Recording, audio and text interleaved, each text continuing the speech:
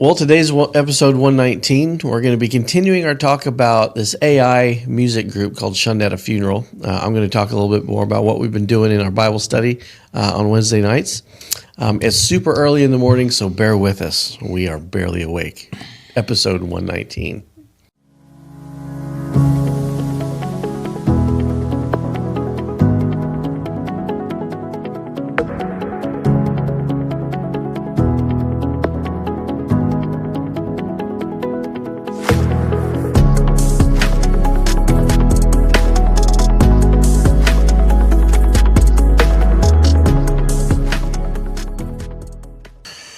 I have something that I know with Chris and I, it's going to help us. It's not another Red Bull. He's already got a Red Bull over there. I just recognize. Is that old? Okay, that's old. We can refresh that real quick. It is. I got something new for you. Okay, good. Okay, I'm like, so please not another Red Bull. This is a 16 ounce. Although that Red Bull did come in handy. Did it? Good. My wife and I were For me. We're getting ready for a trip out of town, which is why we're one of the reasons why we're recording right now on Saturday morning. But this is Java Monster Coffee and Energy. I'm just trying things out. I'll give it a try. I know you have a coffee with you, but I'm just trying things out for gifts for you. Well, she was here the other day, and had been going for a while, trying to get different orders and stuff out because she does like cookies and cakes and that kind of stuff. And she saw that Red Bull in my refrigerator. She's like, "You don't like Red Bull? Can I have that?" I'm like, "Totally." Nice. So excellent. She took it for an energy shot. I'm glad she. So what is the so what is the motivation for bringing energy drinks? No motivation. For me, I didn't have coffee this morning. Gotcha. So I'm going to be drinking this in lieu of. This definitely tastes better than Red Bull. It's like sweet milk almost. Yeah. But it's kind of like it's kind of like one of those, you go to the gas station, you get Starbucks in a jar in the fridge. Like there's a vanilla one of that. Kind of tastes like that, but they put something else in it. Yeah. I think that one's a mocha. Yeah. So it's for macho men. It's like it really wants to be coffee, but there's something else in it too. I'm sure it's something very natural and good for you. Right. Whatever is added in there. So before we get into interesting Shunned at a Funeral, I want to show something that something retro that I discovered yesterday. It's not really retro, but it kind of is. So if you go to the grocery store, they're still selling magazines. Right. Still selling Time magazine. And I'm always looking. They're always doing something. They always feature. I'm not sure if Time Magazine just does a Time Magazine and like it used to be with a bunch of stuff inside of it. Every one I've seen is featuring something. Like this one obviously is the Grateful Dead. And it was featuring Bob Weir's life from 1947 to 2026. And I used to love looking at magazines. I'd look at surfer magazines or skate magazines, cycling magazines, and I would look at the same one until I got the next one in the next month, because that's how I used to subscribe, and I'd get them and I'd wear them out. And with this vestibular migraine stuff, if I stay on my computer, sometimes that can be a trigger if I stay on it for too long. So I'm trying to see if just reading regular two-dimensional stuff will do the same thing. I don't think that it will. It doesn't. So far, it hasn't. I can tell if I'm on the computer for over an hour just at one time. I can just kind of tell something's funky. So I'm going to try doing this. So far, it's worked. Just reading a magazine. Plus, I don't know. I just like the format of being able to not having to flip through a the scrolling. Yeah, scroll. I like just being able to go. Yep, I like that. Look at that. This has so many good little things in it. As far as got every album cover in it in order. It talks about all the band members that have passed. It talks about Grace Slick in here, who I've always really liked from Jefferson Airplane. She did one of the most iconic performances at Woodstock. It's just a moment in time where you look at, man, this is history in the making.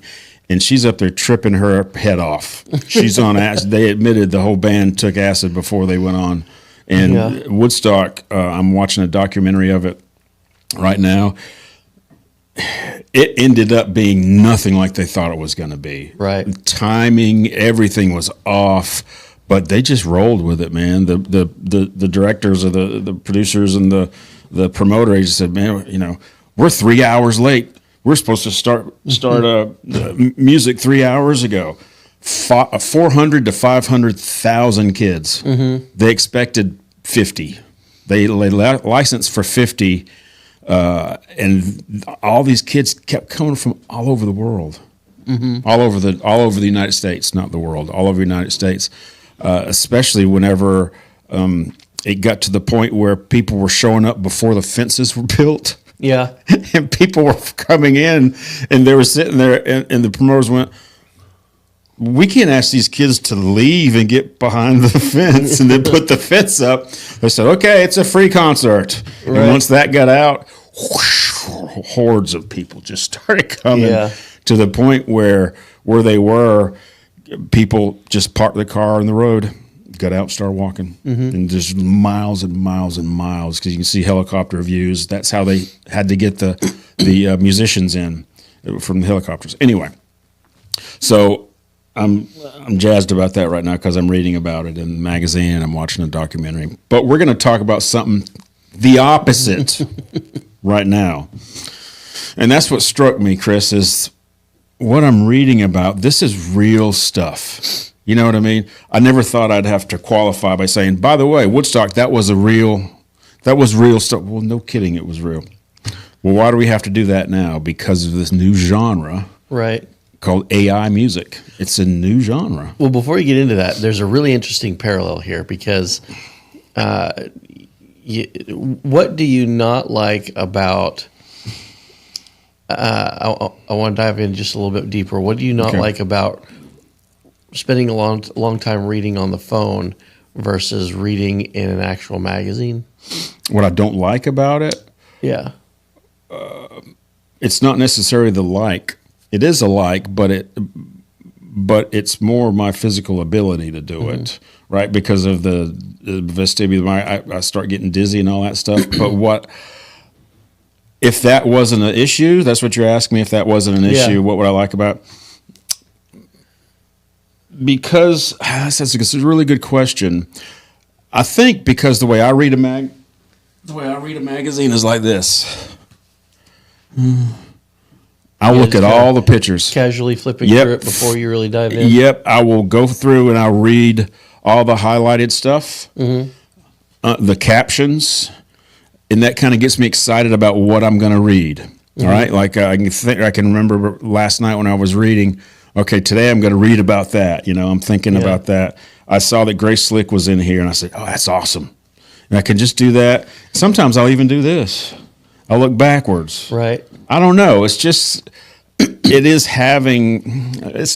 the nostalgia of it also. And the format is already made. I don't have to, it's just nice getting away from a screen. And this old format brings me back to the day where I was reading about skating and surfing and cycling. It's just a lot of things that I like about it. So there's something about interacting with something real that you can touch. You're setting me up in a good yes, something absolutely, something that you can interact with and touch. Yep, cool. Absolutely. All right, so what are you going to say? AI is a new genre. It's a new genre. So since last week, We did. If you're watching this and you didn't watch the first episode, 118 of Shunned at Her Funeral, you can still watch this one and get some stuff out of it. But it would be good to go and get set up with 118. We talked about AI music.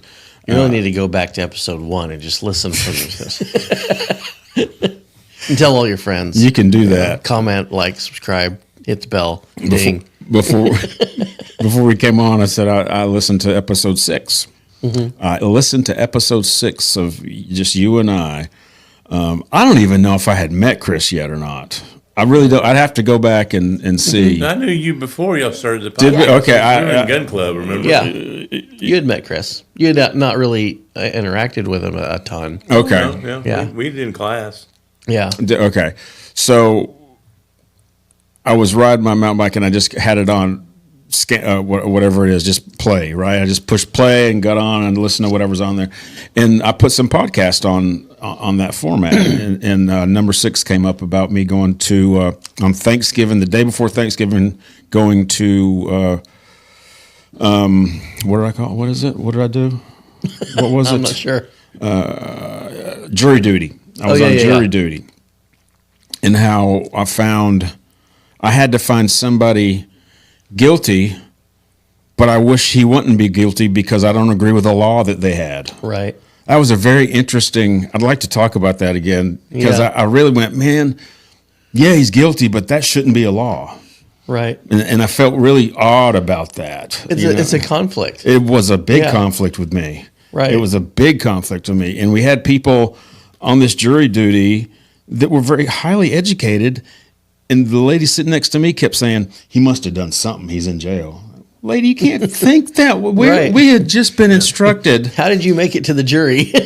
We had just been instructed to not let anything like that. Right. And everybody was pretty good at saying, okay, remember, it's not our personal feelings. Did he do this? Right. But she kept saying he had to do something. What in the world? Man, I don't want somebody judging me that's thinking that way. Right.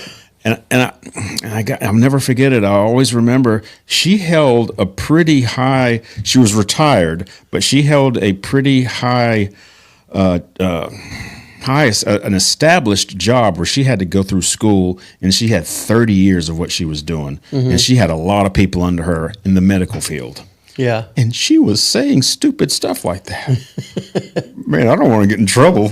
You know what I mean? People like this are going to be judging me. I remember when I was a kid, I'd get in trouble for something, and I was always getting in trouble for something, but reading too many books. Building the nuclear reactor was probably not a good idea in your backyard. You laugh, but I did 100% get in trouble for that. I don't doubt it. But I watch Big Bang Theory. I know. I know your people. There were some times when I legitimately didn't do what I was being blamed for doing, mm-hmm. And I would argue why am I getting in trouble? I didn't do this, and it was one of those my word against hers, which mm-hmm. How that goes. But the comment that was often made by my mom was, well, you may not have, but I'm sure you've gotten away with other stuff. Oh, yeah. And it's kind of like that. Well, he must be in jail for something, so he's got to be guilty.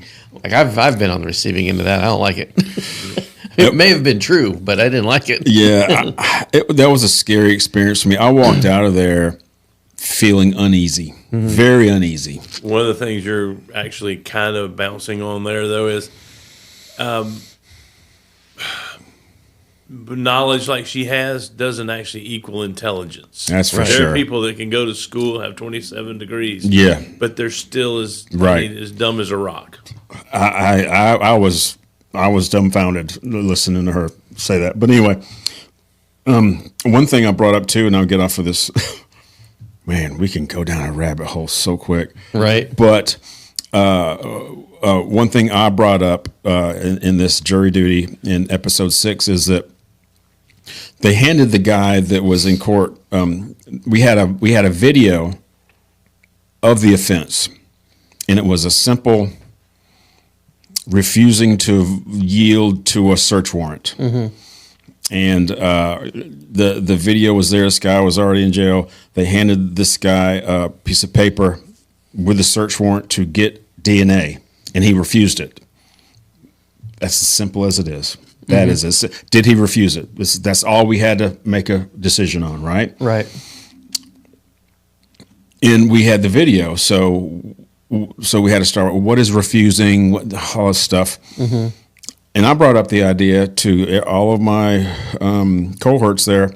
Well, can he read? Oh, sure he can read. They said, everybody, sure. Wait a minute.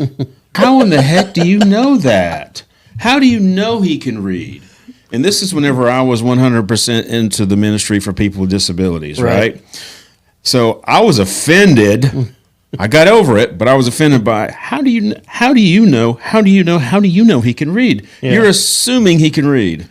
Right. Well, we had to find out if he could read. But still, I got pushback on that. Yeah.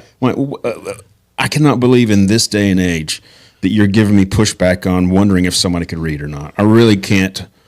That's a sad commentary to our state, man. But I would have assumed he can, just because 100% of the people that I know of, and I think that's probably what you're referring to. That I know of, everybody I encounter can read. But if you're on a court, if you're on a jury, don't you want to make sure that he can read? Absolutely. You know what I mean? It's something I wouldn't have thought of because I'm so used to everybody knowing how to read. I didn't have a problem with people not thinking about it before me. I had a problem with the pushback that I got. Yeah. That I got from it, you know what I mean, in the thinking that we're wasting time trying to find if he could read. Man, you guys aren't living in the real world, or maybe I wasn't living in the real world. Whatever. I brought that real world and if experience he can't to read, them. that opens up a whole nother. Why can he not read? Well, nowadays, I mean, I was just watching a video last night. I was thinking the same thing. You know, they hand these people these like an index card. Mm-hmm. You know, and they're trying to read it. They're in school. Mm-hmm. Yeah, they're in high school. In high school, and they cannot read a simple, small sentence because they use some words that are not common, but they couldn't get through any of it. I mean, it was like, I don't even, and they just kind of got flipped out by it. Well, this guy, this was my thing. This guy was handed a search warrant. I've never seen a search warrant, but I bet you anything that it doesn't say, this is a search warrant for your DNA. I have to do. It's not written like that. It's written by an attorney. It's written by an attorney. It probably has the meat of the thing down here somewhere with word 650. Right. Both sides. I bet. Well, whenever I was watching him look at it, he looked at it, went like this, and he was in a cell. It wasn't a cell. So it was like an office over here, an office over here. Whenever people brought the prisoners to this office, they put them. He's in a holding cell. In a holding cell, right? Where both sides where stuff was going on all over the place. Well, first of all, if you handed it to me in a library, I'd have to sit there and read it, and probably read it twice. He's being asked to look at this thing with stuff going on all over him, with a armed and uniformed police officer standing over him, giving him commands to open his mouth, and here's a search warrant from. And if you say you don't want to do it, then you're going to be held in contempt or whatever. You're going to be whatever. You're going to be charged. Right. Okay. Well, no, I don't want to do it. I'm just saying it's not as easy as it sounds. And I had sympathy for the guy because I probably would have done. I don't know. I think I can see where he wanted. Here's the kicker. I'm sorry I didn't say this. He asked for his attorney. But at that point, he didn't have a right to have his attorney. Did you hear me? No. Yeah. Okay. Did you hear me? Okay. Right. Yeah. He was sitting there. He said, I want to see my attorney to go over this. Your attorney's downstairs. I'll bring him up whenever he's available. Okay. So are you refusing this? Yeah. In his mind, he was thinking, I'm going to get this read over with my attorney, and then I'll make a decision. Right now, I'm refusing it. Right. You understand what I'm saying? They screwed that guy, man. I got upset just thinking about it. They screwed that guy. They absolutely, and I had to say is, it doesn't matter about his attorney right now, people. That's what we were being informed. Doesn't matter about his attorney. Did he refuse it right there? Right. And we had to make a decision on that. Yes, he did. But no buts. Anyway, I got upset when I was riding my bike, and I'm upset now because that's not the justice I want to seek. You know what I mean? You get in trouble. You can stay in trouble for your entire life if that's the kind of justice that we're talking about. Yeah. You know. Anyway. So you're talking about the jargon of legal documents. I do a lot of consulting and expert witness stuff for legal cases when it involves like building failures and stuff.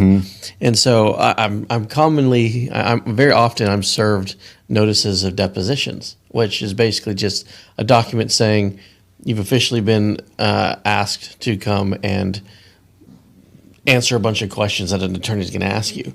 But the language of it, like you were saying, like this is not stuff that normal people would even no. Like I have a lot of academic background. I'm an engineer. I do this stuff a lot, and even me, who I do know how to read. I'm reading. Chris told me you did, so I assume you did. I'm reading this, and like, okay, for example, it starts out. Defendant's notice of taking deposition duces tecum. So right there. Duces tecum? Yeah. Duces tecum. I got to know Latin now, right? Please take notice that pursuant to the Florida Rules of Civil Procedure, the defendant, upon oral examination, will take the deposition of the following named to wit. I love that word, to wit. Right. And then it lists me like, we'll take the deposition of the following to wit before such and such company that is a court reporting company, official court reporters or notary public in and for the state of Florida at large, or any other officer authorized by law to take the depositions in the state of Florida. Such oral examination will continue from day to day until completed. You are hereby notified to appear and take part in said examination as you may be advised and shall be fit and proper. This is how this is, and this is only one of the subpoena documents that I'm served. There's another document behind it that gives all the conditions of this, like what I'm supposed to bring with me. It's a whole listing, which that's a whole nother thing. When it talks about like all my files and stuff that I'm supposed to bring, there's let's see.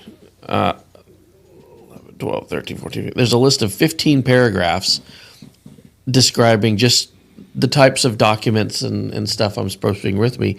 99% of it has nothing to do with anything I'm doing. Right. This is just like when they tell people, bring all your info with them, this is what they tell them. And so, there's stuff in here like, and there's Latin like thrown all around this stuff, but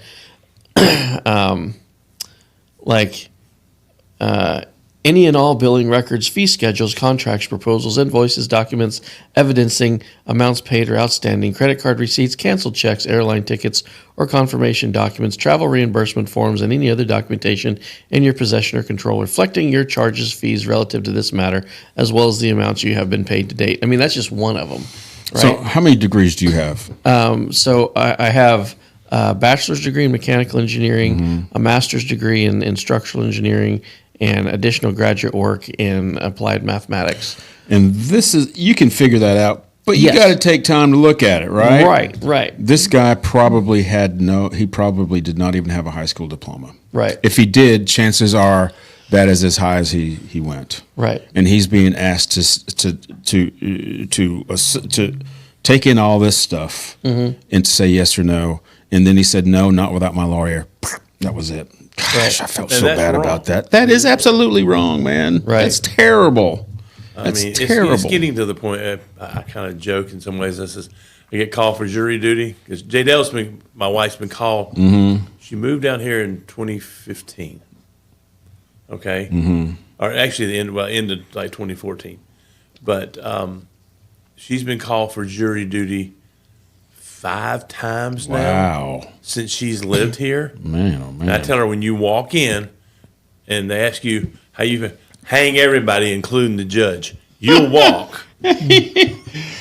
So the time before that, I wanted to serve this last time, or whenever I wanted to serve, because it was a time in my profession and ministry that I had some time, and I wanted to see what it was about. The time before I went in, and here's another thing that I know we have the best system, I guess, but I just when you get into it, the more you go, that needs some work. So. One of the lawyers asked me if we were being vetted, right? Do we want this guy? Do we not want this guy? One of the defendant's lawyer asked me, if your wife was in a fight with another female and she was getting hurt, would you protect her? Well, I don't feel like that's a fair question. I don't think what I wanted to do was, if you ask anybody, any man in this court that question, they're going to say yes, or they're not a real man. Right. What I said was absolutely. Well, that word absolutely was too far on this side. Yeah, they don't want. They don't want it. What they probably wanted was, it depends on, well, I couldn't live with that. Yeah. I could not live with that. I said absolutely. And it took a split second. No, I saw both of them. Both of them did like this, and I know one of them went yes, one of them went no, right? On both sides of the lawyers. So I was a no for that one. So this time I went in and answered questions more down the line. Right. And you got picked. And I got picked. Yeah. Yep, and I got picked. So they want to know that you're malleable. Yes, exactly. Yeah. Exactly. And I'm glad I went, but the outcome this is 4 years ago, 3 years ago, and I still am fired up about it, thinking that so whenever you look at people coming in with jumpsuits, they're in orange jumpsuits and shackled. Come on, man.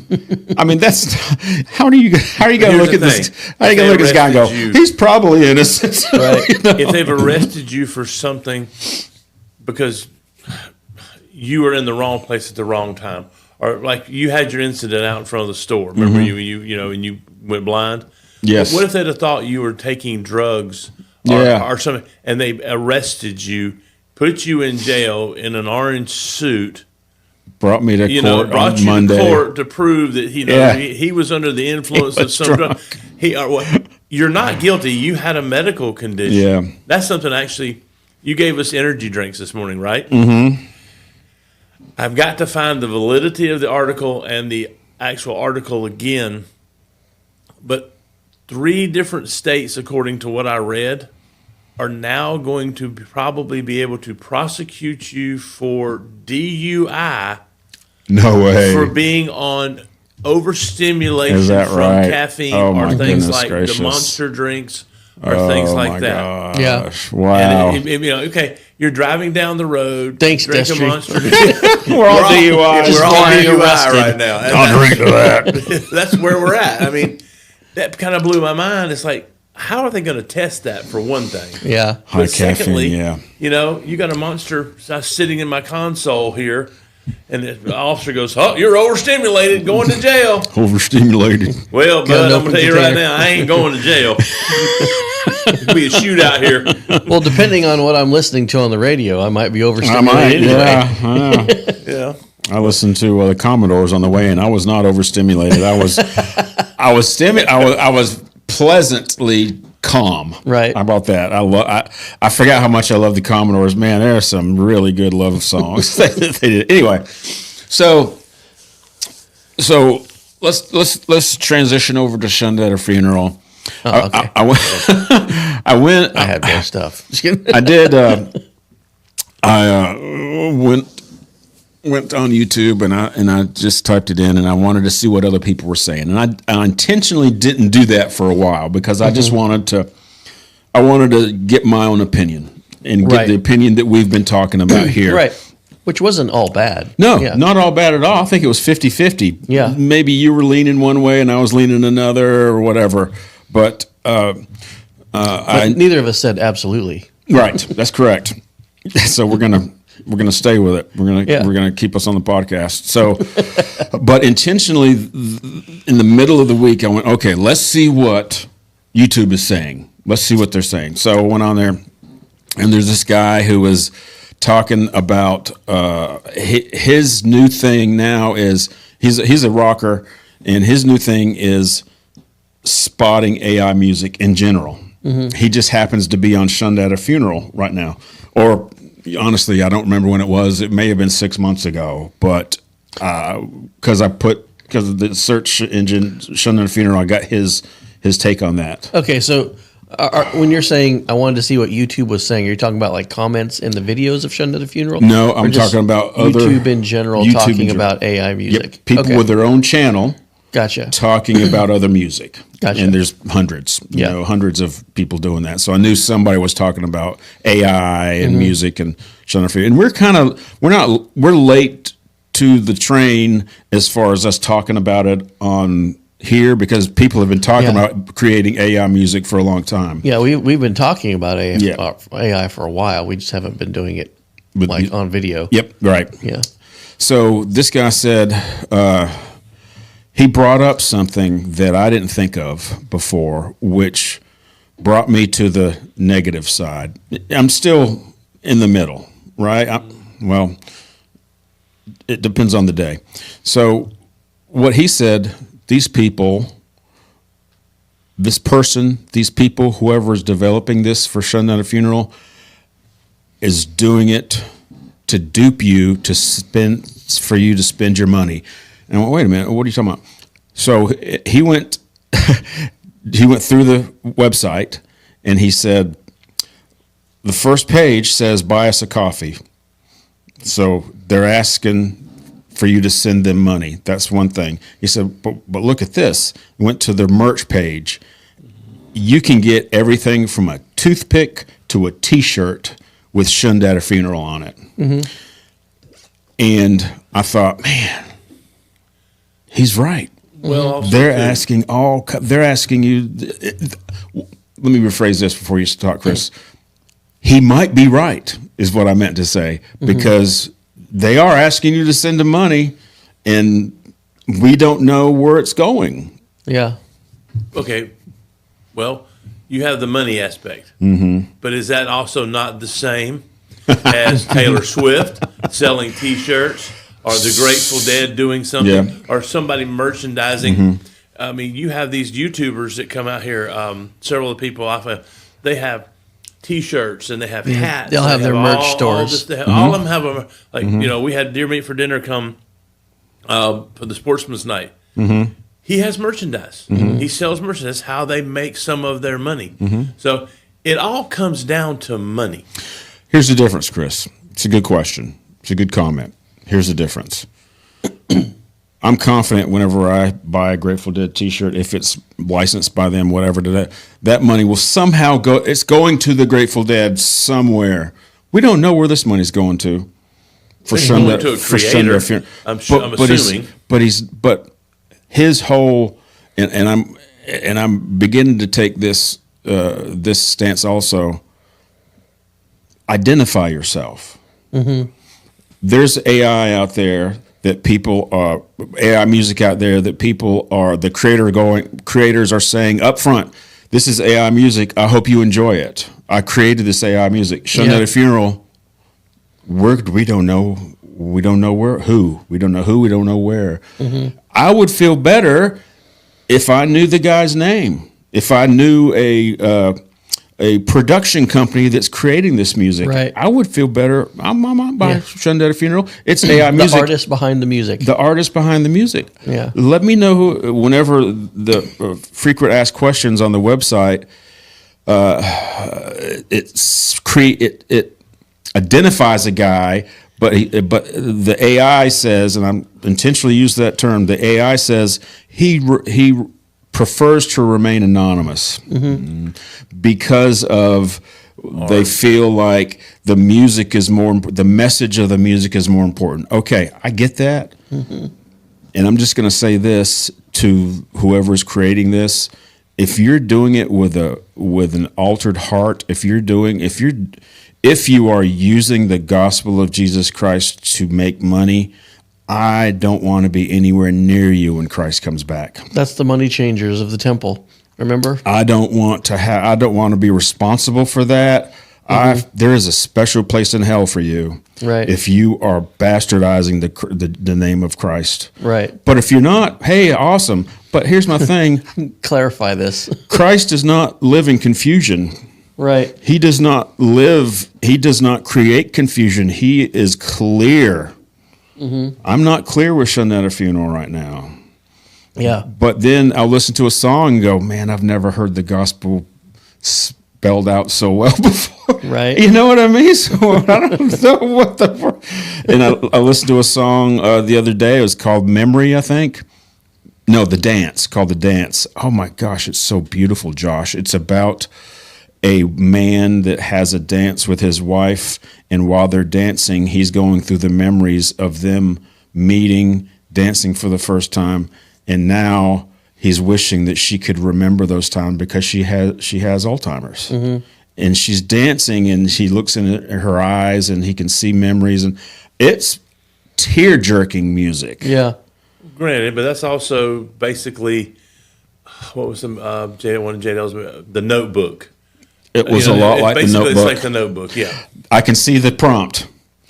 Create a song like The Notebook, but you know what I mean? I can just see the prompts, you know? So, Josh, I don't know.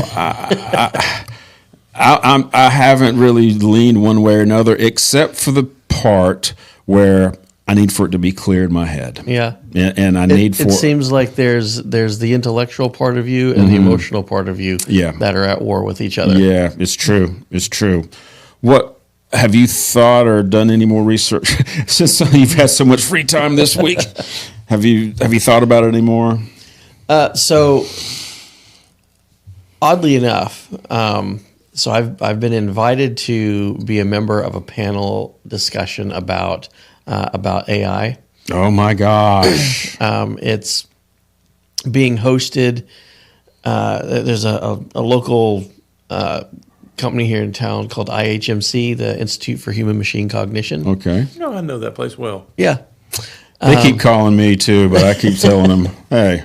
Well, so do the podcast. My involvement in this is kind of like a backdoor involvement. The guy who is responsible for initiating this and getting it off the ground and all that stuff. Yeah. He's a buddy of mine, and we were having lunch the other day, and we happened to be talking about conversation started going to AI. Yeah. And we were talking about these kinds of issues. The music stuff, art stuff, mostly ethics with AI. Like where does the ethics come from? Things that we've discussed here on the podcast before. Right. Mm-hmm. And so he's like, hey, this, and I had known about this panel discussion he was setting up because he had asked me originally for some contacts at the University of West Florida who might be interested in hosting this or whatever. Mm-hmm. And so he's like, would you be interested in being one of the panel people? Because the thing is about it's an employer symposium. It's called AI Unleashed: Transforming Your Business, Workforce, and Community. What to expect: a practical, audience-driven conversation about how AI is reshaping local business, what's working today, what's coming next, and what it means for your workforce. Okay. So that's what the panel discussion is going to be about. It's mostly like how to incorporate AI into your business. Sure. Because that's what, the friend who did this, that's kind of like his areas of expertise. His milieu. Yeah. Like, you have a business and you have tasks to do in that business. What kinds of tasks can be handed over to an AI model to take that off your plate? And we've talked about this. I use that for some things in my business now too. It's extremely useful. But it's also extremely dangerous. Mm-hmm. But So anyway, all this stuff has been on my mind for the last couple of weeks because of that. But I'm always thinking about that. There's like a tension between these two ideas, and you alluded to it when you picked up that magazine. It's like there's an innate desire in us to interact with something that's real. And I think that's, last week when we were talking about Shunned at a Funeral, I said there's something about AI music that I might not be able to articulate what's different about it, but there's some part of my psyche that knows there's something different about it. And you're still able to trust that, but you're still questioning it as you go through, or are you developing it? Is that in development? It's in development. Yeah. Because my goal isn't to develop this skill where I can turn something on and be like, I know that's AI or not. My interest in it is why that exists in the first place. Okay. Because in listening to this playlist, that was when you type in Shunned at a Funeral on YouTube, it has a suggested playlist.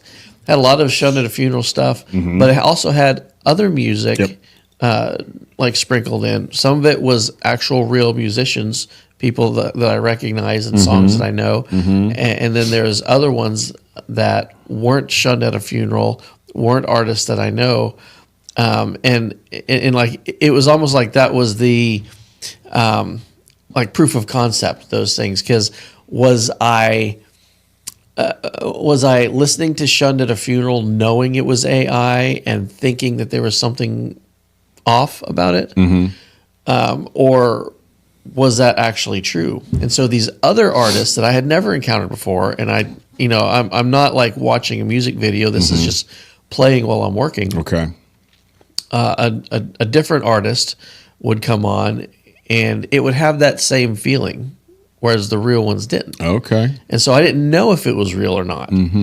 But I still had this feeling, and I'd go and look at them. Sure enough, this is an AI. This is an AI song, an AI artist, and all this stuff. So there is something about it that we inherently we might not know it at first, but the more we listen to it, it seems like there's some part of us that knows we're not interacting with something that's real.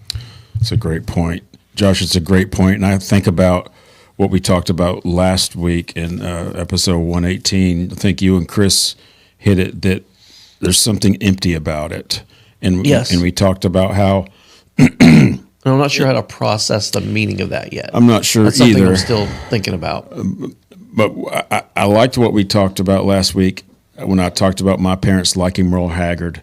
And yes, they loved his music, but it was the off the stage person that he was, that he developed his music and brought it on stage. So you could almost, I say Merle Haggard just as an example, and other country artists and other songwriters, singers, songwriters, James Taylor, B.B. King maybe with his guitar more, but Carole King, people back in the day in the 60s and 70s that would write stuff more related to what they just lived, and they'd bring that on stage, and then later they'd tell the story on stage about where this song came from. Yeah. Right? And that's real. That and you'd say, Merle Haggard would say something like, well, Johnny and I were in this bar in Nashville, and they named the bar, and people had been at that bar and go, yeah, I've been there. They identify with it, you know what I mean? That was the real thing. Yeah. You miss that with the AI stuff. Right. And we talked about earlier, going to a website and getting merch from, Shunned at a Funeral versus like Taylor Swift. And, I understand that both are just trying to extract money from us, right? Because this is purely an endeavor to make money. But there's still a huge difference because, take Taylor Swift as an example. It's my understanding that she writes all of her own songs. She might collaborate, but she's the brain behind that whole thing.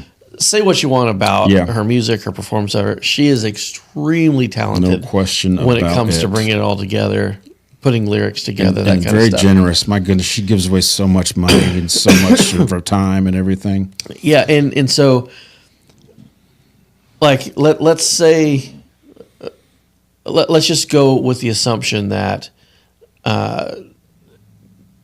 her main motivation is just trying to get people to give her money. Okay. Right? Probably not true, but let's just say that is for the purpose of this argument. She has found that what people are willing to give their money for is an experience that reflects the actual experiences that she's had in her life. Right? She's writing songs about, whoever she dated and broke up with, and the emotional turmoil that brought her through, or, as she's gone through periods of popularity and absence of popularity, and like processing what the rest of the world is perceiving her as, and she puts that down in lyrics and makes a song out of it. People seem to be drawn to a connection to that story. Like this is something that has been lived, and I connect with that idea, and I'm willing to pay my hard-earned money to connect with that on a closer level. Whether it's buying merch, buying a CD, buying downloading songs, going to a concert, any of that stuff. When you compare that to Shunned at a Funeral, I think the hollowness, at least in part, might be that there is nothing behind the lyrics. It's generated by something who has not lived those lyrics, Yes. who doesn't understand those lyrics. And I keep using pronouns like who, and implying that this is a person, but it's there's nothing on the other side of that you can connect with.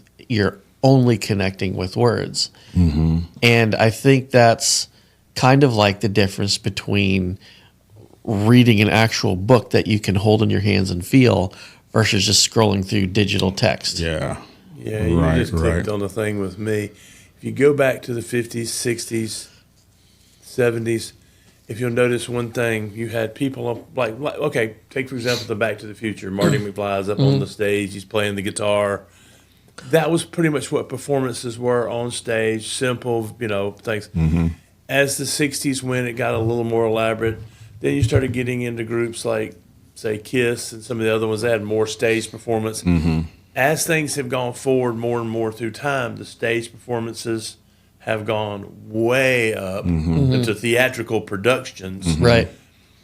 The music's still played, but you still have, now you have this. So as we've pushed it, more people want more and more. Maybe the thought behind AI is you can only go so far with a human being. But if you take an AI and and make it go even further, you can get a bigger experience or something like that with an AI thing on the screen. Taking the example, okay, Josh and I are both nerds. We like Star Trek. On the TV show, there's the replicator. Yes. It can make anything that you want. It can make you a bowl of chicken soup. It can make you a pair of leather shoes. Which, if you think about, you could Romulan ale, whatever, Yeah. And so, but that's still not real. Okay, it was one of the Enterprise episodes. Wow, this tastes just like so and so's catfish, but it's replicated from just like something else. Yeah. So it's like maybe that's where molecular. AI is pushing. AI can go beyond the bounds of human limits, and that's something that maybe that's like where it's headed. Yeah, it's like on a technical level and on a molecular level, what came out of a replicator was exactly steak and potatoes, but it was a common theme throughout all of Star Trek that they knew, like, there's something about this that just isn't real. Right. And they would still like that. One of the characters, Jonathan Frakes' character, right? Number one. Yeah. Riker. Yeah. Yeah, Riker. He would often like go back to his quarters, and he would cook with real ingredients, and he would invite someone over for dinner. Just saw an episode of that where he cooks the eggs, but the eggs were from something that wasn't a chicken, and everybody's like, yeah. Right. But even though they had the ability to press a button and have replicated food that was technically perfect, they would still, it was thing. A special thing for them Yes. to actually have real ingredients that were grown in soil that lived a life, and makes up with that, because something was real about that was fake about the other. I think a pushback in the Star Trek with the new one, Strange New Worlds. The captain, which is Pike, preceding Kirk, he actually has dinners where he prepares real food in his quarters. So that's kind of a pushback against the replicators, against that, because he's actually in there chopping up a bell pepper or something to making a dish. And that was a thing on Star Trek, which the Enterprise one, they had a chef. Right. I think there's something. I think there's something inside of us that we wants crave reality that's genuine. Right. We want to interact with something that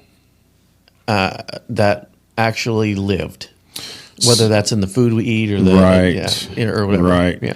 Let me read something from the frequent asked question part of the Shunned at a Funeral's website. Question: Is Shunned at a Funeral an AI band? Not exactly. Shunned at a Funeral is better understood as the Omni Project. I want to stop right there. I don't think that was on there last week. I don't remember hearing the term Omni Project. And it doesn't make it better understood. It does not make it better understood. And every time something like that happens, to me, it's like you're doing more of the stuff I don't want you to do. Yeah. But I'll have to. You're recalibrating based on fan input. Yep, that's right. Could be AI generated in its own right. Yes, picking it back. That was Josh's point last week, and I really didn't get it until I listened to the episode. Whenever you were saying it clear as day, I just wasn't getting it. That this AI was created by AI. That's what you were basically saying. This was. The whole website was created by right. So where's the person? Did it ever? Yeah, the original person with the visual impairedness doesn't exist. Right. That was a story that was created by AI because statistically people respond to emotional stories. So we're going to generate an emotional story that supports a fan base for this. Yeah, that's right. Grandma got run over by the truck while going out to save the puppy. Right. That's an emotional story. We all get caught up in it. So Shunned at a Funeral AI, not exactly. It's an Omni Project. And yes, that is a term we coined. Trust us, it's going to catch on. By Omni Project, we mean a creative universe that is not limited to one format. Shunned at a Funeral blends music, film, storytelling, fictional characters. This was not on there last week. I did not read that last week. Theological writing, lifestyle performance, visual world building, and modern creative tools into it. This is totally AI written. Watch us get blamed for taking down Shunned at a Funeral. I'm just so we're talking about genres really, and what I think is. I tend to think this now. I think in the future, if my buddy Kent was still around, we would call each other and we would talk about music. Hey, have you heard this? Have you heard this? Have you heard this? I think if he and I were going to have a conversation right now, I would call him or he would call me and we would say, hey, have you heard this band? It would start out, the conversation would be, okay, it's AI, but... Or no, it's not AI, but so we're going to have these two different modes going off. We're going to judge them by different sets of rules. It's okay if it's AI, and I know it's AI. I got it. If it's not AI, I know it's not AI. I got it. I'm going to always tend towards the non-AI. But man, there's some really good AI stuff that I can listen to. Right. You know, so if I know it, it just seems like that's where I'm landing right now. If I know it's AI, cool. Yep. Don't try to fool me. Too AI. At what point do I dislike AI music? No. I mean, I think some of it actually is pretty good. Right. Yeah. For its own right. You know. Yeah. I In the understand AI what it genre. is, In the AI genre. Yeah, I understand what it is, but I'm in between both of you. I feel it's more hollow. I'm not, but it still has value. Can have value. The clip that you put in of my video last week about the Blue Angels and the song that I developed, that took me just a couple minutes, maybe 5 minutes to fine tune that song, but it fit perfectly in with the video. Right. That has value. You know what I mean? But then again, okay, I'm a person who doesn't do subscriptions. Well, last week after that, I decided, I got an AI subscription to an AI image generator. That has all of these different things it can do. It's not very expensive. It's like $9.99 a month or something. And you use your $9.99 out of that easy. Oh, yeah, easily. I get that out of it. But I went in because some of our videos had not had thumbnails. Right. And they were, two scary guys sitting over on this side of the camera. Right. Nobody's gonna want to watch that, man. Whenever I see the thumbnail show up of me just sitting here and with my fat self, I'm like, okay, hold on, let me go over to Canva. My favorite one of you is this. Yes. That one, or like these chairs are horrible, but like I'll slide down in them, which just means bloop. It's like, hey, there's Jabba the Hutt in a gray T-shirt. Hey, I think the description of these chairs could be, if you want to show your gut in double chin, these chairs are perfect for you. Right. They're comfortable. Yeah, they're absolutely comfortable. I have a real chair. I'm a real boy. Anyway. But no, the program I bought, one of the weird things about it was it has, now of course I was using the free version, and I'd have to generate 12 images to get something that didn't have some type of defect in it, like standing on the shoulders of giants. Well, I typed that one in, was one of our episodes, and it comes back, it says, unsafe prompt, I'm like, unsafe prompt, please rephrase. Oh, so it's a copyright thing, maybe? No. Standing on the shoulder. No, what I was saying, I was trying to portray something that apparently that wasn't safe.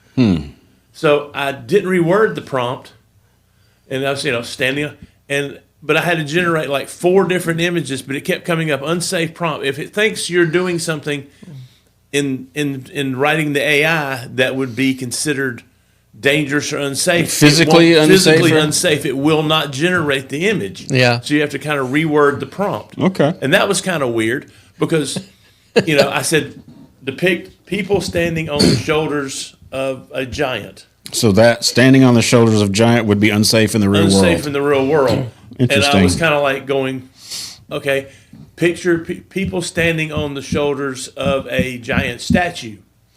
Reword just a little bit.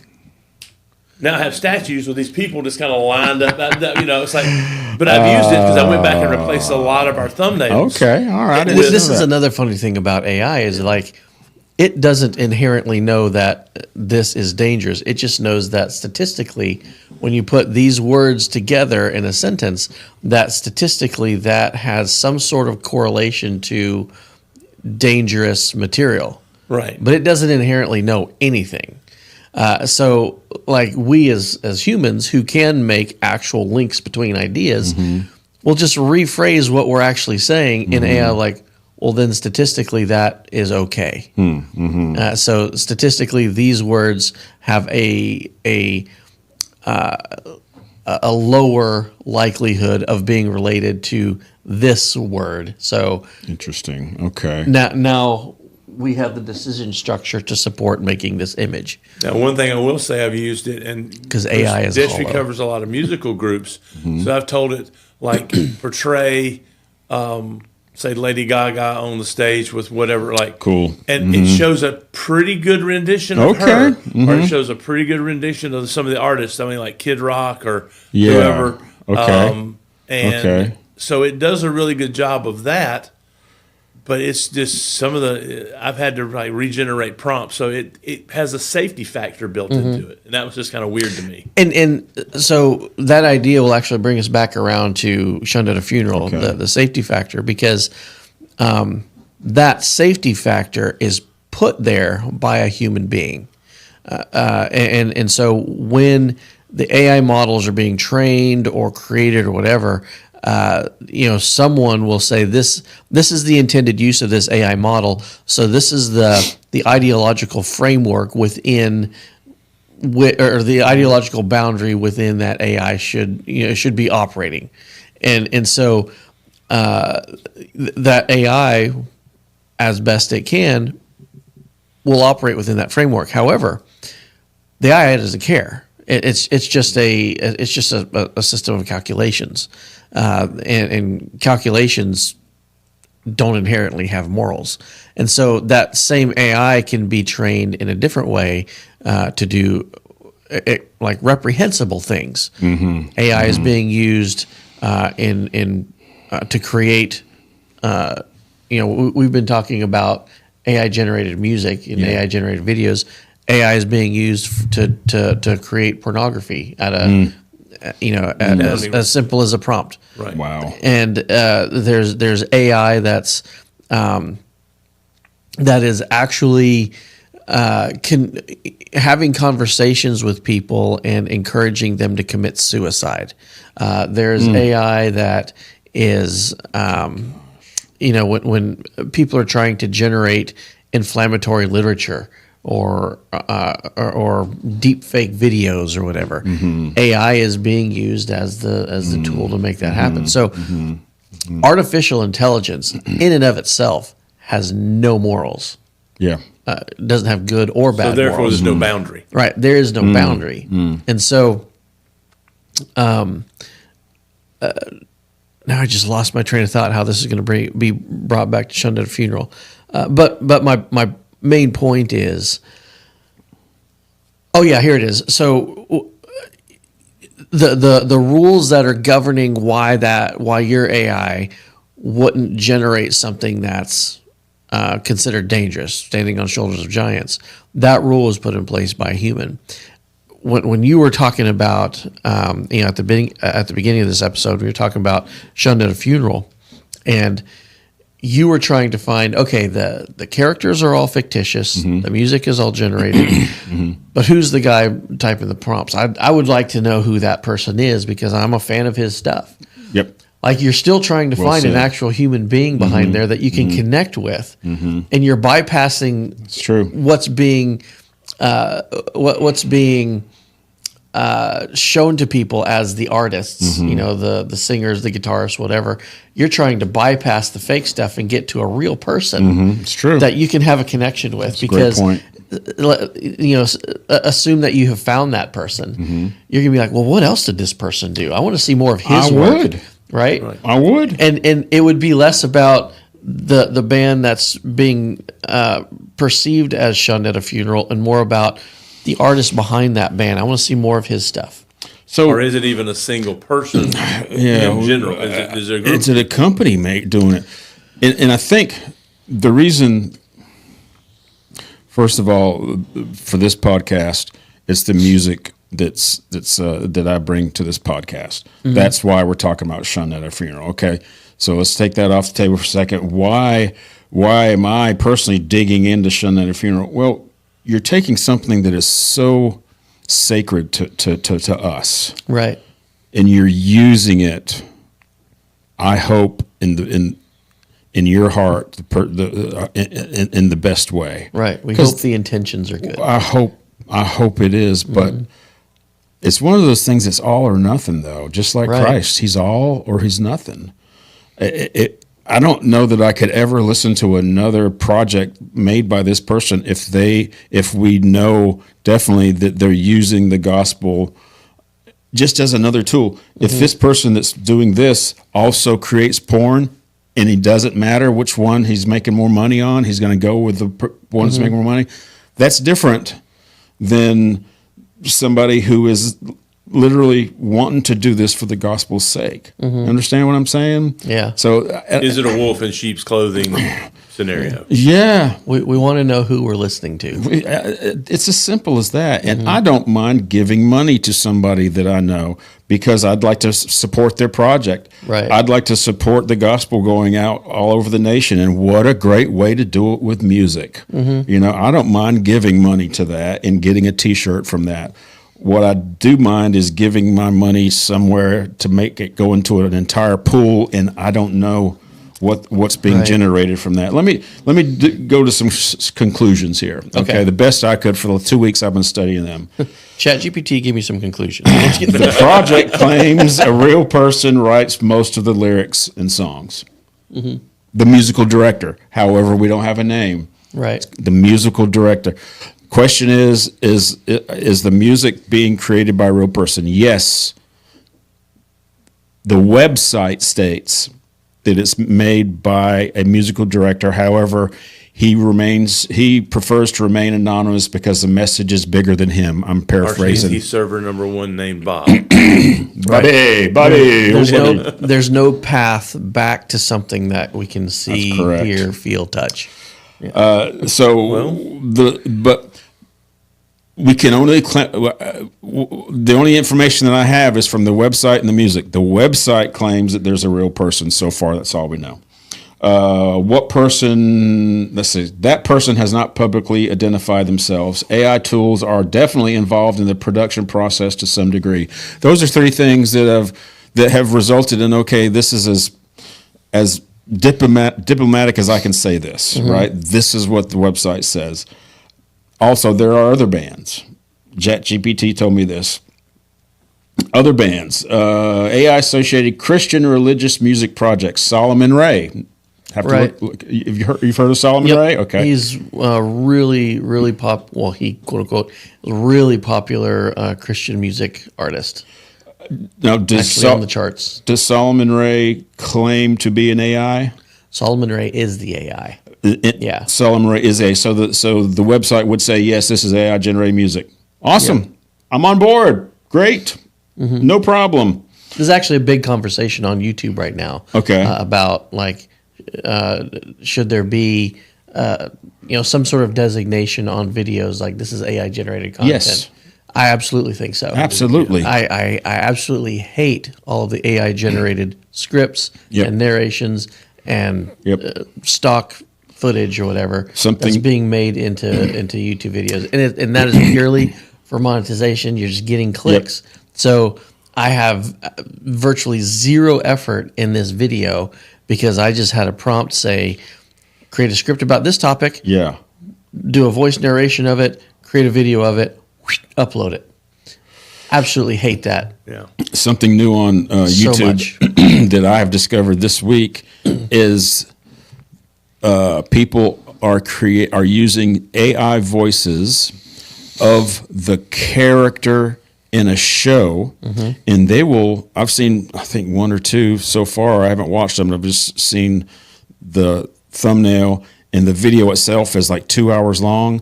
They will take an entire season or an entire series, show just the highlights, and have an AI voice of one of the main characters narrate the entire thing. Yep. This first week I've seen that, and honestly, I clicked on one. I wasn't thinking of anything. I was just dead, whatever. I got caught up, and until an hour went by, I went, "Wait a minute, Right? what am I?" Okay, and then I started listening, and it was absolutely AI. Yeah. But it gave me it fulfilled the handicap that I have now. I have been groomed to watch 30 seconds of a reel and then move on. 30 seconds of a reel and then move on. Right. You can watch an entire episode of this series and be caught up and have all the information you need in a 5-minute period. Right. And 2 hours later, you have gone from episode 1 to the very last series and last episode in the last series. And I I don't mind that, but I'd like to have known that was AI to begin with. Like I said, I just had turned off my brain or whatever, and I was think of playing how many with Bobby or whatever. This is the danger of it, right? Think of how many 30-second shorts have 1 million views. 1 million views times 30 seconds is almost a year.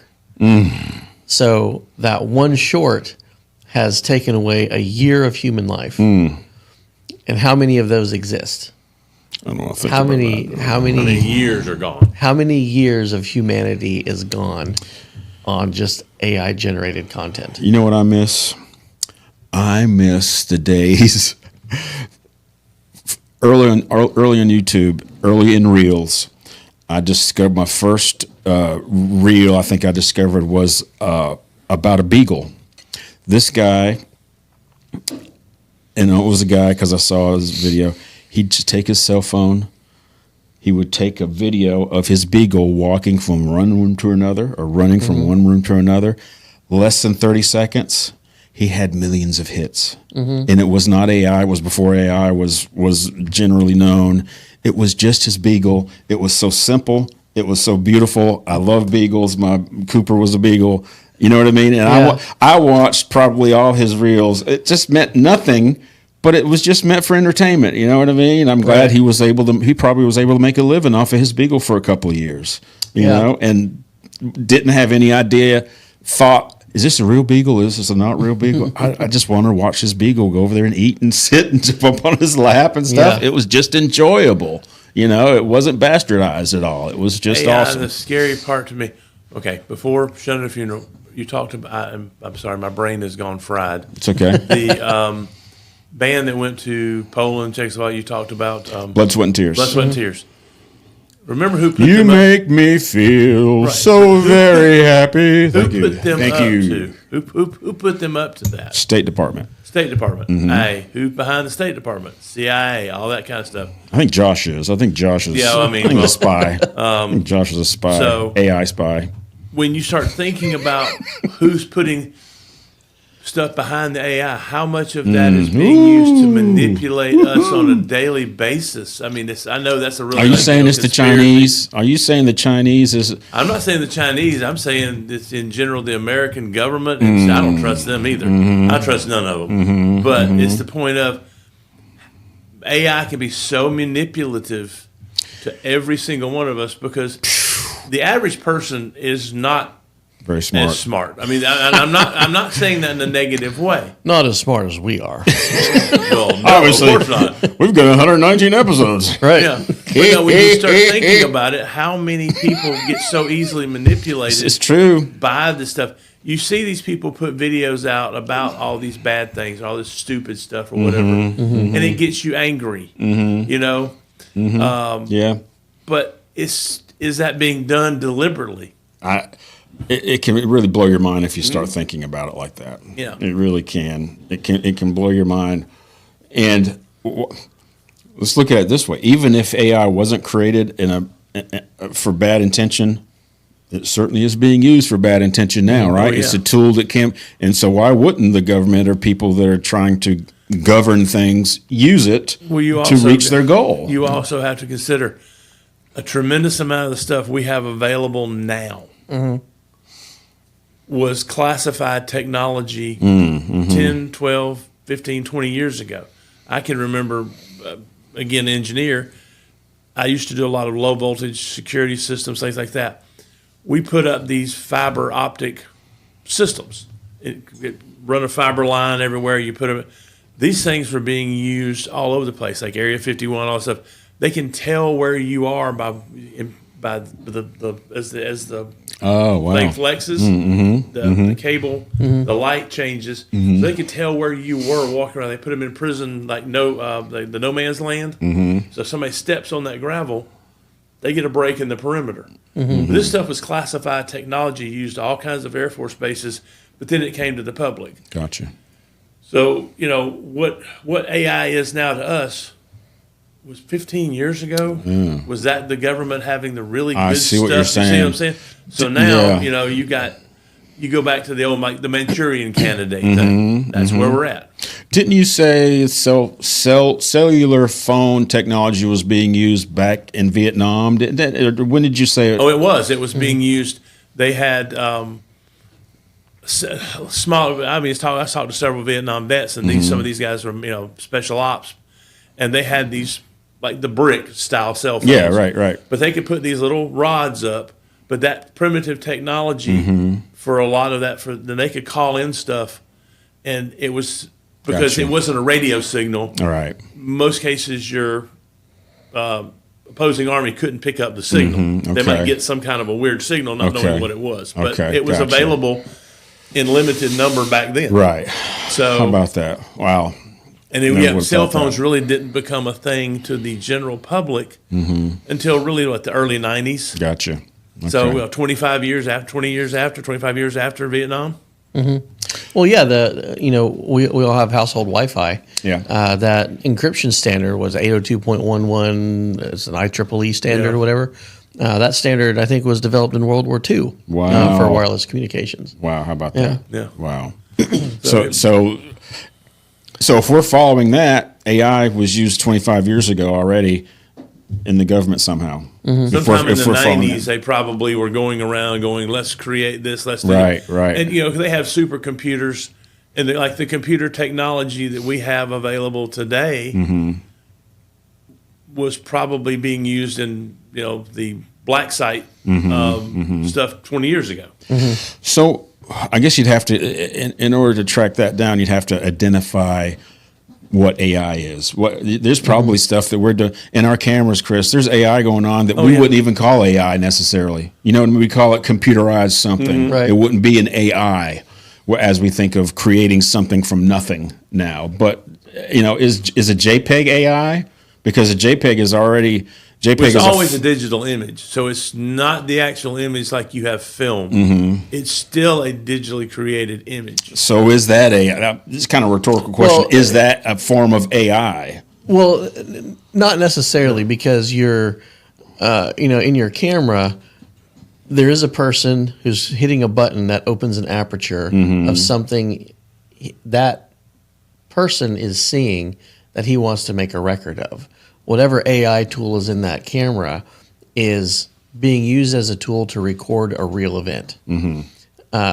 That's different than me typing a sentence into a prompt saying, create a picture of a field of flowers with a sunset behind it. That's entirely different, because that field of flowers and that sunset never existed. Whereas in your camera, it's taking a picture of an event that did exist. But I get that, and I think that makes perfect sense. But a JPEG is an edited version of what I'm taking a picture of. Right, but it's edited reality. Reality. It's not generated reality. So early in the day, would that be, if back in the day when JPEGs were being developed? I'm sure it wasn't called this is an AI image, but now do we go back and say, yeah, that's a form of an early AI image? Do you understand what I mean? Is that AI technology kind of electronically generated? So because here again, like there wasn't an entity that was creating a field of flowers and creating a sun and creating a sky. Okay, so it was taking a picture of that actual event and adjusting the hue and saturation and all that kind of stuff to make it look like we want it. Right, it thinks we want it to look like. Right. So it in the sense of creating information that did not exist prior, it wasn't doing that. It was refining information that was already there, clarifying all that kind of stuff, and that's entirely different than create a sunset with flowers and a sky and all that kind of stuff. It's going to be interesting. This is what I'm excited about. And scared about also. What's our cameras going to look like in 10 or 15 years? Maybe even less. For sure there's going to be AI coming in with the cameras that we can buy today, and they're going to be combined somehow. We talked about a result of A, B, but I think it's going to be a C somehow. Right. There's going to be a C that we're not really seeing. I think generally that's what's going to happen. AI is going to not take over a camera, but let's look at it this way. It's going to be a mixture between our cell phones and our mirrorless cameras that we have now. Right. I think the interface is going to be a lot like a cell phone because we are so conditioned for those two formats. I think the back is going to look a lot like a cell phone, and they're probably going to be. I don't know if it's going to be smaller or not, but they've already got one out there. Tony Northrup did a review on the camera. It's very janky. Basically, it looks like a camera. Actually, 2-3 days ago, they started dropping the new Sony A7R6, which has like 65 megapixels. Good. It has phenomenal technologies built into it. Both the Northrups have reviewed it. Okay. Several other people are reviewing it, and it was like, but it has a lot of AI type systems in it. So let's get. Speaking of them, there's a Tony and what's her name? Chelsea Northrup are people that Chris and I trust to get our camera information from. We've just chosen them because we think they're legitimate people that don't take money from manufacturers. They'll get paid by companies that will sell every camera available, but not one specific camera. So they'll use whatever camera they want. Tony himself was way off. He started talking about AI whenever I was watching, or the first AI thing I saw with Tony talking about, he said the hands were way, remember the hands, the phalanges were just not able to be created. He said himself, well, in maybe a year or so, year and a half or so, I think they'll have it down. And within a month or two, Right. AI had made that progress, which an expert that Tony is anticipated going to happen for a year or 2 years, and it happened in a month or month and a half. He said, man, so whenever I'm saying 15 or 20 years, I'm probably way off. There's probably going to be a camera next year or a year after that that's going to combine these two entities to make really good, I say really good cameras, but I don't know, still something. If you're taking away my creativity, I don't like it. Yeah, right, exactly. And that's why I think that's why I think a lot of the confusion is going to be in this. Is like, we talk about a real event versus a created event. Yes, that's right. Same thing with the cameras. And AI being used as a tool to create something that was never there, or to edit something that was. I think the line between AI being used as a tool to edit versus a tool to create, I think the line between that is going to be blurred more and more. I think you're right. Yeah. Like when I'm taking when I'm looking at a photograph that a person behind a camera clicked, how much of that photograph was photons hitting a sensor versus a neural network creating pixels? You want photons hitting a sensor. Ideally, yes. I want photons hitting a sensor too. Yeah, because we always want to connect back to another human being. I've got some pictures that I took. I'll send them to you. You can stick in right here if you don't mind, of Blue Angels that I spent hours on editing because I was up in the the light tower. Am I saying that right? Lighthouse. Up in the lighthouse. Don and I were up in the lighthouse, and you and I went up in the lighthouse too, and we're taking pictures. And these guys, they come pretty close to that lighthouse. Yeah, they come pretty close to that lighthouse whenever they're coming, a sneak attack from behind. Right. Oh my gosh, you'll see them and then you'll hear them. Yeah. And I went up there twice one year, so I knew this was coming because they were flying the same show in the same year. So I got in the back of the lighthouse, and I was just looking back here, waiting for that sneak attack because I knew the shots I wanted to get, and I'll give you those shots. And I got them. They are just, I love them. They're stunning. But it took me over an hour to get it the way I wanted. Right. Because the blue in this I'll just call it the Blue Angel blue, you can't capture that very well because either the sun's hitting it or the sun isn't hitting it. If the sun's hitting it, it overexposes it.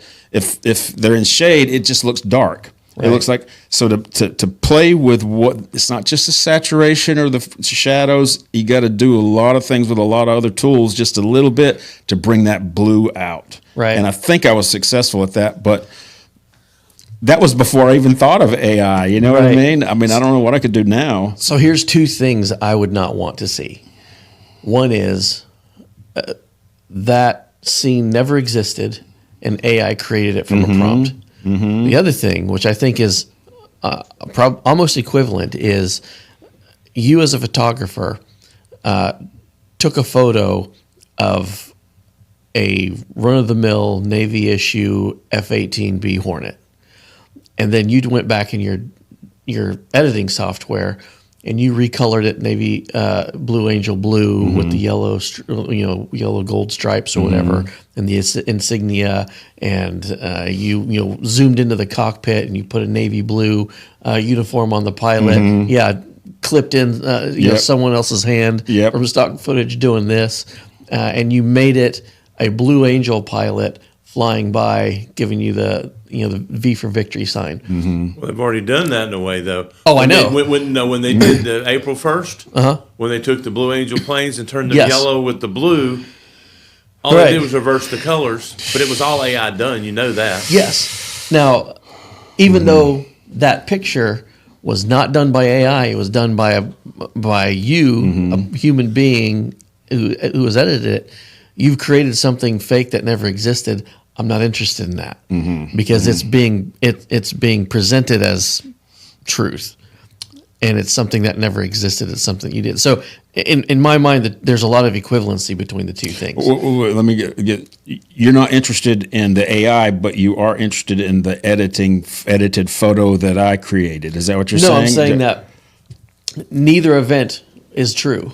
Neither event is true. Right. And so just like I'm against AI deceiving me by creating an event that never happened, I'm also not interested in you as a photographer deceiving me into, this was a picture I took on the lighthouse of a Blue Angel pilot giving me the V for victory sign as he flew by. Right. Even though that's because it's deception, whether it's intended deception on your part, or an AI model who is amoral, just creating something from nothing. But the picture, the real picture that I took with me bringing up the values of different colors and saturation and shadows and light, enhancing the real photography, enhancing the event that actually happened, is okay with you. Yes, absolutely. Yeah. You know what's funny?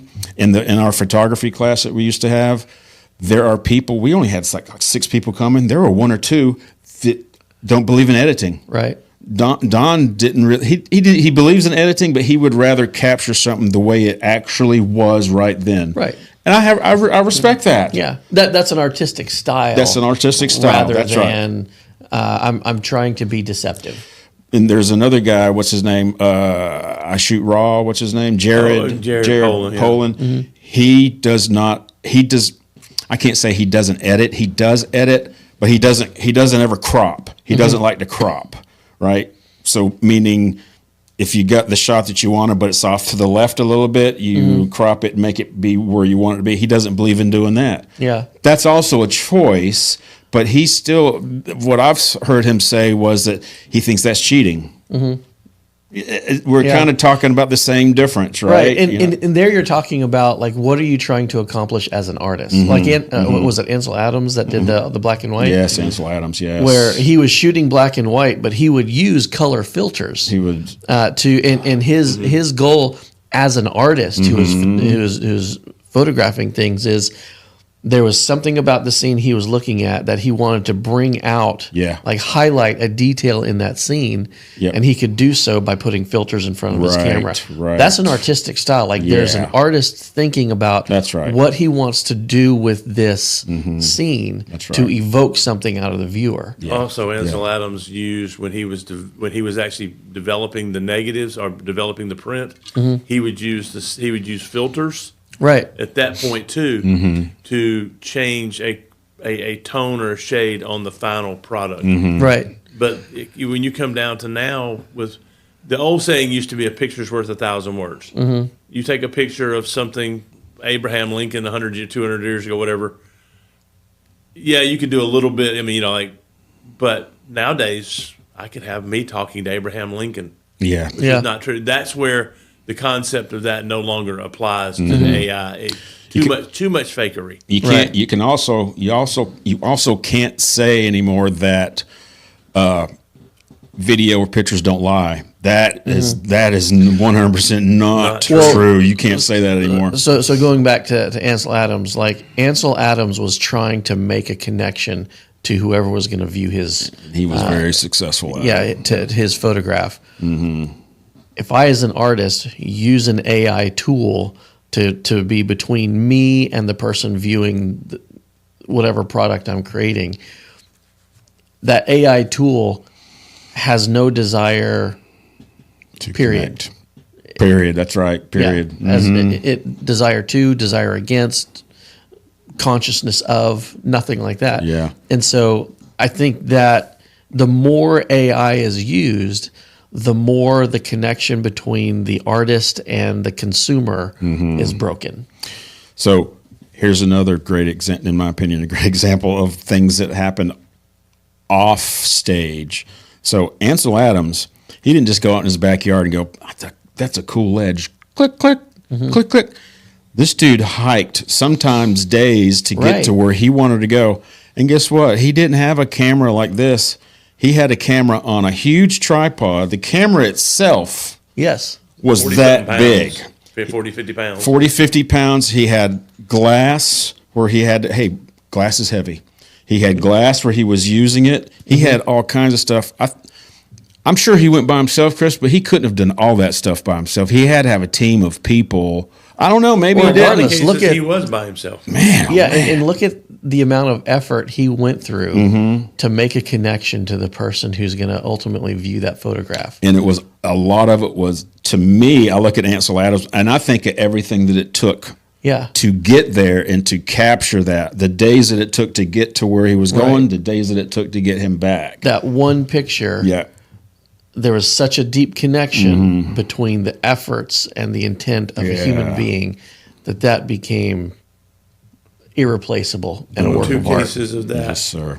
Certain times I think it's once or twice a year, there's a fire falls where the sun hits this actual fall, like waterfall. Okay. And it makes it look like fire. Oh, Because the sun hits it and it looks like lava. Mm-hmm. But then let's like we're talking about Tony Northrup. Mm-hmm. He wanted to get a picture of like the moon behind this lighthouse. Yeah. He has to wait until the moon is coming up at that precise coordinate and location at this time of year. If he goes a day early, it's going to be over here. If he goes 2 days late, it's going to be over here. So he has to go at that precise time. And pray the weather is good. Yeah, whether the weather's good. But then he also, now I take that lighthouse, I AI the moon from Arizona in behind it, and I have the same picture. Yeah. I've expended no effort in doing so. Yeah, right. There has to be an identification process of knowing if something's AI or not. Then let us make the choice. Right. You agree with that? I do. Okay. All right. We have no time to talk about my thing because I have to leave here in just a few minutes. You got to go.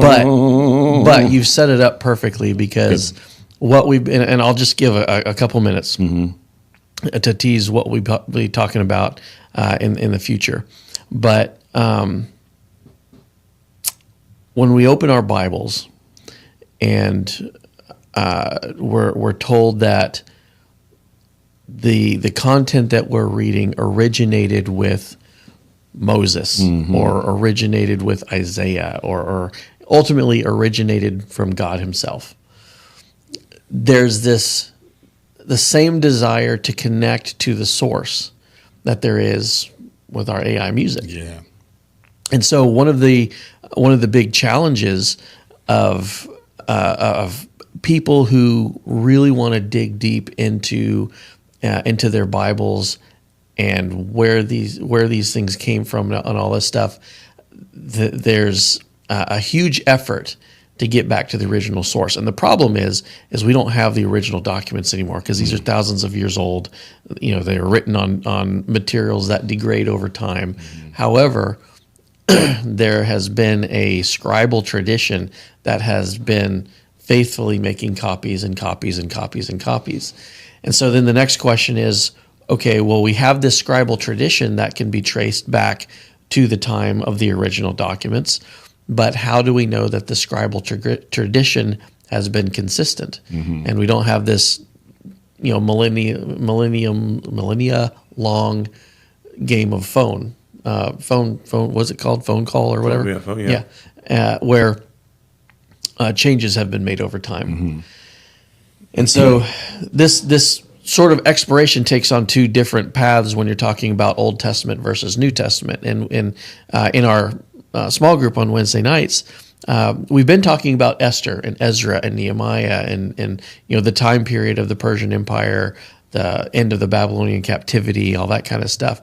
And it just so happens that that's extremely important when it comes to this question as well, because a lot of the scribal traditions of the Old Testament trace their roots back to the time of Ezra and Nehemiah. Because Ezra, by himself, in the Bible, was called a faithful scribe. So he was one of these people whose life and career was dedicated to copying and preserving the original documents or the documents that he had at the time that were the documents of Scripture.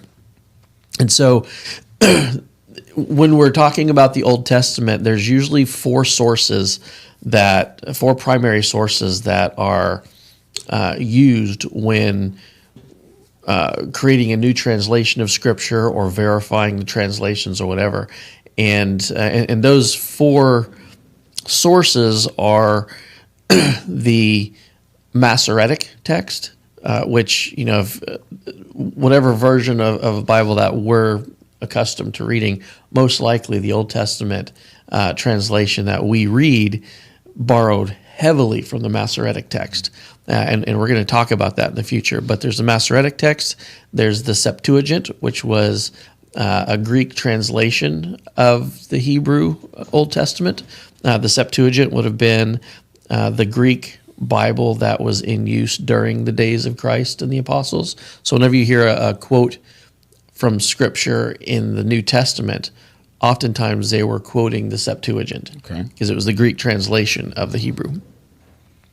Then there was the Samaritan text, which, if you remember the split between the northern and the southern kingdom, the northern kingdom of Israel ended up, their capital ended up becoming Samaria. There was a scribal tradition there, which was born out of a disagreement between those of the southern kingdom, and they began carried on their scribal tradition, editing some of the original documents. Like probably the most significant was, we read the 10 commandments, they had 11 commandments, because at the end there was an 11th commandment added in that said the place of true worship is Mount Gerizim in the northern kingdom, not in Jerusalem where the temple was. And so that change filters its way through the Samaritan text. And so you have this Hebrew Old Testament tradition called the Samaritan text. And that's what we talked about this last week in small group. And then we have the Dead Sea Scrolls, which is they were the oldest copies that we have to date, and were actually used to confirm not just the validity of, but the consistency of scribal traditions, that we have later in history. Like Masoretic text is a scribal tradition that goes well into the AD centuries, like thousands AD, that kind of stuff. And so the Dead Sea Scrolls come from literally the time of the Persian Empire. And so this is like 500s BC. And so we have at least 1,500 years of difference between the Dead Sea Scrolls and the Masoretic text. And we can see how much has changed in between those. And surprisingly, not as much as we may have expected had been changed. So it kind of confirms certain scribal traditions as being like how well they preserved the original text. Masoretic text, Samaritan text, Septuagint, all that kind of stuff. So those are kind of the four the Samaritan text, the Masoretic text, the Septuagint, and the Dead Sea Scrolls are kind of like the 4 Old Testament sources we go to that give us insight into what the original documents actually said, and so this whole effort here again is, when we're reading Scripture, are we connecting with something real or something that was made up? And this scribal tradition is sort of that link between the two, and so that's what we're going to be in the coming weeks talking about. I'm excited about that, Josh, because it's many times I've heard people that are searching say, "How do we know the Bible was written by God? How do we know that it's originally His words?" And and this is able. It's a tool to be used to be able to prove that. Yeah, to help bridge that gap between the known and the unknown. Very good, very good, excellent. All right, Chris, anything you want to say besides it's cold in here? It's cold in here. No, actually, when you think about the Bible, though, I've always questioned. It's not that the Bible has a problem, but it's one, to me, corruption. Not meaning it, and not meaning that in a bad way. Is it's been touched by the hand of man, because you keep. Say the Navajo code talkers of World War II. They didn't have words for tank, airplane, so they had to make up these words in Navajo. So some of the Bible text, one of y'all was talking about one of the like the newer Bible that comes out, and it's got the more modern teenage kind of slang. Message Bible. I don't know which one it is, but it's got, like he's got the rib, but it's like, how do you justify that? Well, I understand justifying it to bring it to an audience that speaks that language, but the further you get from the original language, the further you get, the more from the language, message is degraded. Where does it start having a problem? Right. Yeah. It's a great question. It's a fair question. It is. And, one of the things I've learned about Josh is that every time I have a question like that, you're able to really dig in and bring the answer. You know what I mean? And a certain amount, there's always going to be a certain amount of faith that you have in, like if Josh tells me something and then he tells me something 2 weeks later that I wonder, is that really true? Well, I'm going to have faith that Josh is telling me the truth. Same thing with the Bible and Christ. And, I don't understand everything that Christ is doing, but I have faith in him. It must be the right thing to do. It's easy to deceive those who do not understand or read the text themselves. Because I can get up here and tell you anything, and it doesn't matter. Yeah. If you don't have a way of looking it up, backing up, or having some text further back to back up this. I mean, I can tell you, Jesus had purple hair. If you don't, we know, okay, they didn't have the dye for purple hair, right? How do you know that? Right. So I can tell you anything. You have to have the ability to reference it, and that's where Josh is good. He goes back. Yeah, that is where Josh is really good at that. Him being a historian like you, I imagine he speaks your language a lot. Being an engineer and a historian, you know what I mean? Being able to, Chris book, and I are the same person. I think you guys are, man. Listen, I'm the reason they outlawed human cloning. He was the first experiment went horribly wrong. That's funny. All right, guys. Thanks. As always, enjoy. We didn't record on Thursday. This is Saturday. I think you said at the beginning. Yeah. And I missed it. You said you got up. Actually, ready to come in, right? The alarm went off. I got up, got dressed, and I was kind of like, that's funny. I got to the back door and went, yeah. Crap, I don't have to go there today. Because Josh was out of town. He's down at Rosemary Beach. Yeah. So he wasn't able to be with us. But again, in my opinion, this is why we have made it to 119 and 250 overall. If we don't do it here, we do it here. We make it a priority. Right. That being said, Josh is going out of town on Monday, and I won't be here next week. You won't be here next week, so we are going to skip a week, and we'll pick it up next week. We might put an old edited, We're old still version, discussing that, yeah. In its place, and see. I listen. We'll see. We'll see. I'll just do an AI compilation. Yeah, there you go. I'll make an AI episode. Perfect. That sounds great. A deep fake podcast episode. The deep fake. Tell That'd be AI good. to trim off about 20 pounds. Me. I tell you, man, in our gun club, we have some really valued listeners. They were one of them. Who was it? Lee looked at me whenever I came in on Wednesday to teach, and said, "Your episode didn't drop until 9 o'clock. I was waiting for it to come on at 8 o'clock, and I was about to call you and see why wasn't at 9 o'clock or 9 I or always 10 set or them for 9 o'clock. I know. Here recently, though, YouTube has done something where when I set it for 9 o'clock, a couple of episodes have dropped at midnight for no reason whatsoever. Last week it dropped at 10 instead of 9, according to Lee. And she said AI is starting to override our decisions. I'm going to have to double check that again. check it. But I was excited because Actually, it can't be because I actually sit there at the time it's supposed to publish and watch for it to pop up on my feed. I watched it at 9:30 myself. I watched it. I mean, I sit there while I watch it pop up so that I know that it's posted. Yeah. So something's delayed and something's messed up with their thing. Lee, we are sorry.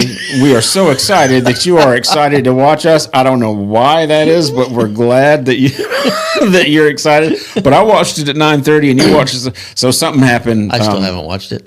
Yeah, well, you haven't had any time to watch anything, but I don't like watching myself. Chris has it going out at 9 o'clock all the time. Whatever YouTube does with it is going to be up to them. But thanks for watching, everybody. Donna, I love you, and we'll see everybody in 2 weeks. See ya.